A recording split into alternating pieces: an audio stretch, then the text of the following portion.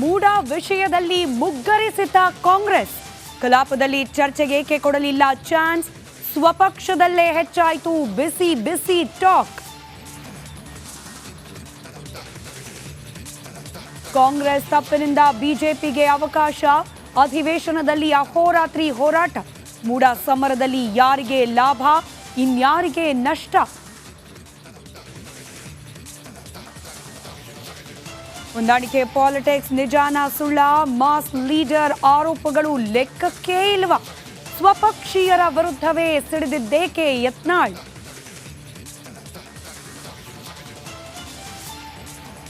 ರಾಜ್ಯದಲ್ಲಿ ಪಾದಯಾತ್ರೆ ಪಾಲಿಟಿಕ್ಸ್. ಮೂಡ ಹೋರಾಟ ಬೆಂಗಳೂರಿನಿಂದ ಮೈಸೂರಿಗೆ ಶಿಫ್ಟ್. ಬಿಜೆಪಿಗೆ ಕೌಂಟರ್ ಕೊಡುತ್ತಾ ಕಾಂಗ್ರೆಸ್.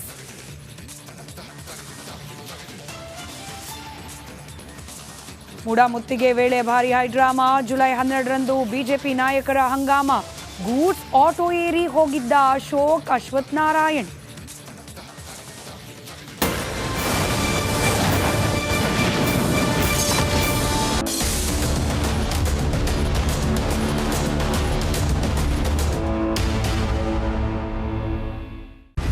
ವಿನೋದ್ ಸರ್ ಹೋಗಿ ನಟ ದರ್ಶನ್ ಅವ್ರನ್ನ ಭೇಟಿ ಮಾಡಿ ಬಂದ್ರಪ್ಪ. ಏನ್ ಹೇಳಿದ್ರು, ಹೇಗಿದ್ದಾರೆ? ಏನಪ್ಪ ಹೀರೋ ಅಂತ ಹೇಳಿದ್ರೆ ನಾನು ವಿಲ್ಲನ್ ಸರ್, ನೀವು ಹೀರೋ ಸರ್ ಅಂತ. ತುಂಬಾ ಜನ ಹೇಳ್ತಾರೆ ಯೋಗ ಮಾಡ್ತಿದ್ದಾರೆ, ಧ್ಯಾನ ಮಾಡ್ತಿದ್ದಾರೆ, ಪುಸ್ತಕಗಳನ್ನ ಓದ್ತಿದ್ದಾರೆ.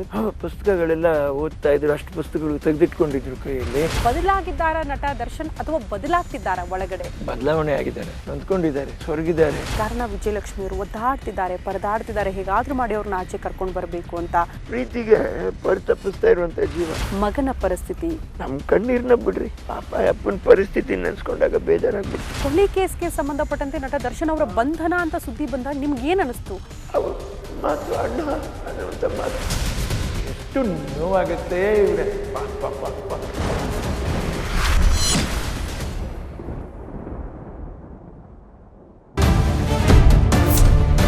ಮೈಸೂರಿನ ಹೈವೇ ಸರ್ಕಲ್ ಬಳಿ ಇರುವಂತಹ ಸ್ಲಮ್ ಬೋರ್ಡ್, ಅಲ್ಲಿಗೆ ನಾವು ಬಂದಿದ್ದೀವಿ.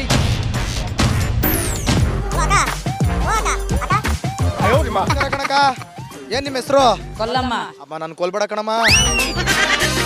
ಏನ್ರಿ ನಿಮ್ಮ ಹೆಸರು? ಅಂತ ಅವ್ರ ಹೆಸರು. ಯಾರಿಗೆ ಹಾಕ್ಬೇಕಾಗಿತ್ತು ಅವ್ರಿಗೆ ಹಾಕ್ದು. ಅವ್ರು ಬಂದಿಲ್ಲ ಕ್ಲೀನಿಗೆ ಮಾಡ್ತೀಯಾರಾ? ಬರ್ತಾನೆ ಇಲ್ಲ, ನೀವು ಬಂದಿದ್ದೀರಲ್ಲ ಅವಾಗ ಎಲ್ಲ. ಅವ್ರನ್ನ ಕೇಳಿ ಇವ್ರನ್ನ ಕೇಳಿ, ಅವ್ರನ್ನ ಕೇಳಿ ಇವ್ರನ್ನ ಕೇಳಿ. ಸೀರಿಯಲ್ ಕತೆ ಆದ್ರೆ ಮಾತ್ರ ಇಬ್ರು ಒಂಟಿಗೆ ಮಾತಾಡ್ತೀರಿ. ಗೌರಿ ಮದುವೆ, ಲಕ್ಷ್ಮಿ ಬರಮ್ಮ.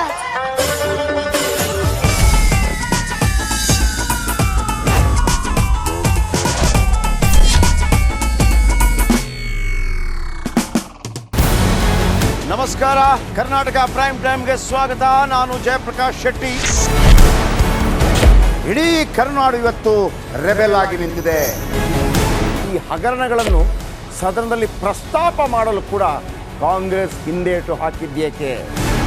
ನಿಮ್ಗೆ ಸಂಬಳ ಅದಕ್ಕೆ, ನಿಮಗೆ ವಾಹನ ಅದಕ್ಕೆ, ನಿಮಗೆ ವೆಪನ್ ಅದಕ್ಕೆ, ನೀವು ಅದನ್ನು ಸೆರೆ ಹಿಡಬೇಕಾಗಿತ್ತು.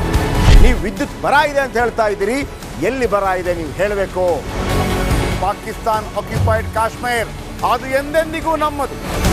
40 ಮೆಷಿನ್ಗಳು ತಂದಿತ್ತು ನೋಟ್ ಎಣಿಸುವುದಕ್ಕೆ, ಅದೇ ಹಾಳಾಗಿದೆ. ಮಥುರಾದ ಗಲಾಟೆ ಇದೆಯಲ್ಲ, ಅದು ಸ್ಥಳೀಯವಾಗಿ ಕೂತು ಪರಿಹರಿಸಬಹುದಾದಂಥ ಕಾನೂನಿದೆ.